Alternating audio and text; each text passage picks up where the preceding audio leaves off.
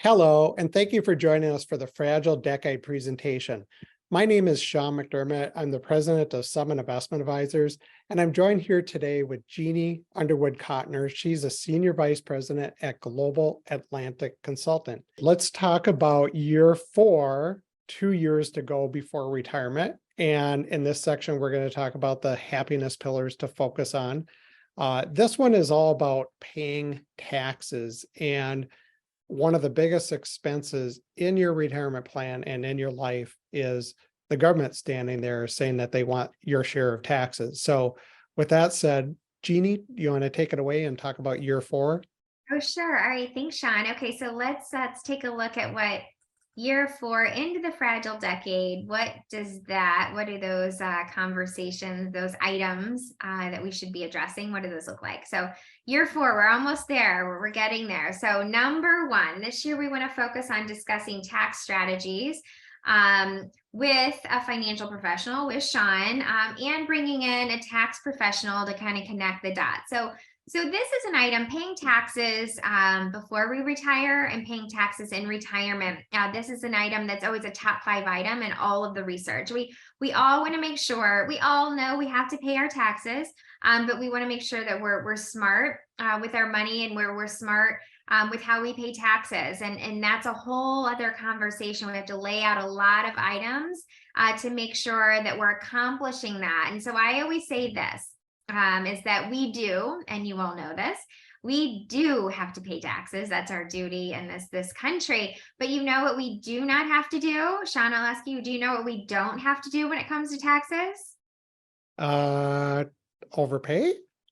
Overpay, which we consider that a tip. We do not want to have to tip, or we don't want to tip the government when paying taxes in retirement. We want to make sure that we're smart with our money and that we have tax smart strategies as a part of our plan stepping into retirement. So that's a very strategic conversation. We make sure that we cover it this particular year. This is the year that we want to when I think about practicing retirement. So we should have a lot in order at this point. We should have the conversations. We should already have accomplished kind of what we think our retirement is going to look like in terms of what we're going to do and what those items are going to cost. Let's maybe this year practice. Let's start living as if we're in retirement. And this is the year to figure out, is it working? And if it is not working, then this is the year that we want to make those tweaks and those adjustments to make sure that when we do step into retirement, it does work.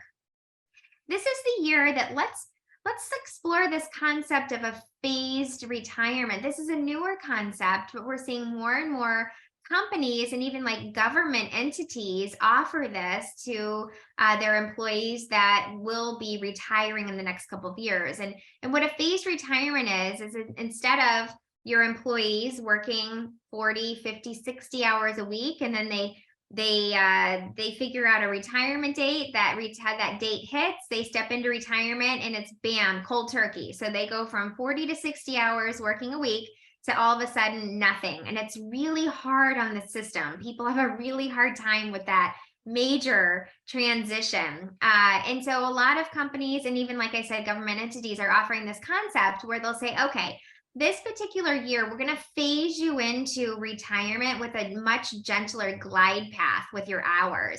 So this particular time frame, you're going to still work 40 hours. Then we're going to move you into 30, and then 20, and then 10, or however their program is designed.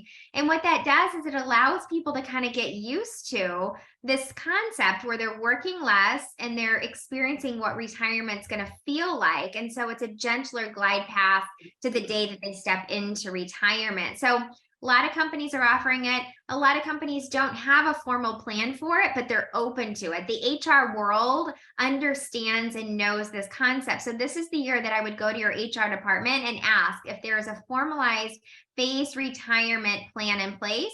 If there is, explore if that potentially could work for you. And if they don't, ask them if they'd be willing to maybe work with you on that. I think very, very important. Continue that spring cleaning. That exercise is a very, very healthy, a financially healthy exercise to do every year, and then rerun and review that retirement income plan. So there's a lot here, Sean. What do you think about these items? I think the tax planning part of it, that's